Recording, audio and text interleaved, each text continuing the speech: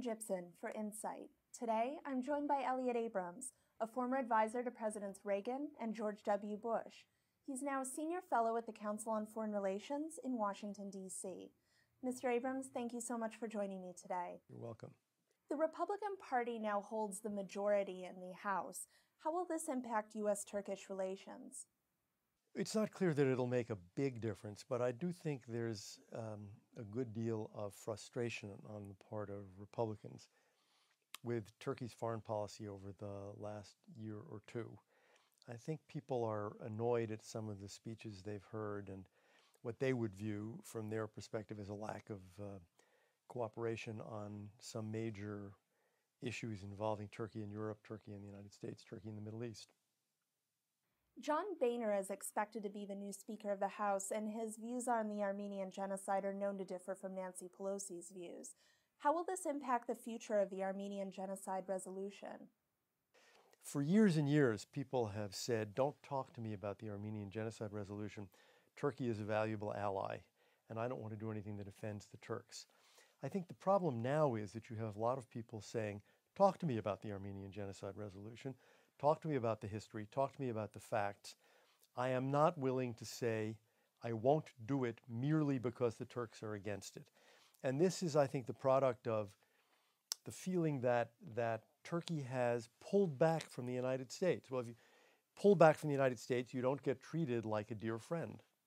Republicans are concerned by the worsening of relations between Turkey and Israel and the deepening of relations between Turkey and Iran. How will Republicans react to the changes in these relationships? Republicans, and I would say a lot of Democrats, are concerned about the apparent repositioning of Turkey, which used to be, a strong NATO ally and an ally of Israel. In the last couple of years, under the current government, Turkey has taken an increasingly, I would call it hostile position with respect to Israel. Some of the rhetoric has really been pretty bad. Now, even more recently, we see Turkey trying to position itself as a kind of intermediary between the U.S. and Iran. We would have thought Turkey would be an ally rather than an intermediary. That comes now at a moment when Republicans are taking over the House and gaining more influence in the Senate. And I think you're going to see people saying, really, what's going on here? We thought we had a firm ally in Turkey, and the Turks are changing their position, so it's going to have an impact. Do any new members of the U.S. Senate have a different approach to U.S. relations with Turkey? I think you'll find generally that I was going to use the word suspicion, it's probably too strong. There's a lot of questioning about what the Turkish government is really trying to do, because it does seem from, I would say, the American perspective that there's been a decision in Ankara to pull away from the U.S., to kind of triangulate. And when we're talking about a country like Iran, which is under UN sanctions and IAEA sanctions, that's very troubling for a lot of people on the Hill. Can you give us some insight into Senator Sam Brownback's decision to veto President Obama's appointment of Frank Ricciardoni to serve as U.S. Ambassador of Turkey? The problem is the statements that Ambassador Ricciardoni made in Egypt, which Brownback felt, and I feel, and a lot of people feel, went far beyond what any ambassador should do in two senses. One, at a time when the administration in Washington, Bush administration, President Bush, Secretary of State Rice, was pushing the Egyptians pretty hard on human rights and democracy questions. He was not taking the same line. He was bucking. He was taking a different line from Washington. No ambassador should ever do that. That's part of the problem. Then his language. There were a lot of occasions when I remember Ricciardoni saying things like, everyone in America loves President Mubarak. Well, I understand what he's trying to do, but it's not true that everyone in America loves President Mubarak. Or at one point comparing freedom of the press in Egypt and in America, a terrible comparison because they don't have freedom of the press in Egypt. Going much too far. So Brownback's feeling, as I understand it, was this is not the right person at this moment for Turkey.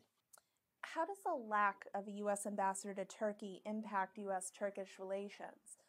And I'm curious, is this the longest that the U.S. has gone without an ambassador to Turkey?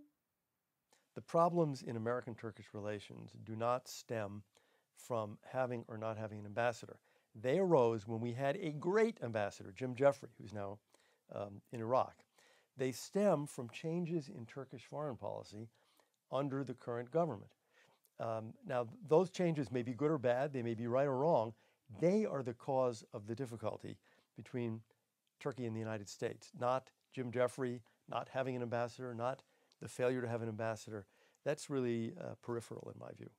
We, from Washington, saw, you might say, the beginning of the change in the war in Iraq, in the Turkish refusal to allow the American troops to go in from the north. But then it kind of accelerates. We see it now toward Israel. We see it particularly toward Iran.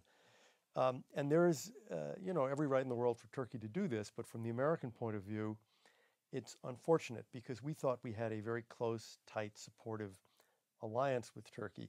So of course, from the American point of view, when we see Turkey saying, hold on, we are repositioning. We don't want to just be a kind of one member of the NATO alliance. We have a Turkish role to play, a different, new Turkish role to play in the Middle East, and we will assert that role.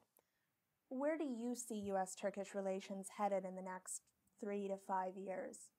It's hard for me to see much change in Turkish-American relations, except maybe a deterioration, because what I can't judge is how far Turkey will go along these lines. I mean, does it want an alliance with Iran? What kind of relationship will it have with NATO, with Israel? We're now face to face with the Turkish position on the placement of missiles in Europe. And again, it depends how far Turkey wants to go. I don't want to make predictions on Turkish foreign policy, but it does seem to me that the change here, the variable, the new thing, is not in London or Paris or Berlin or Washington. It's in Turkey.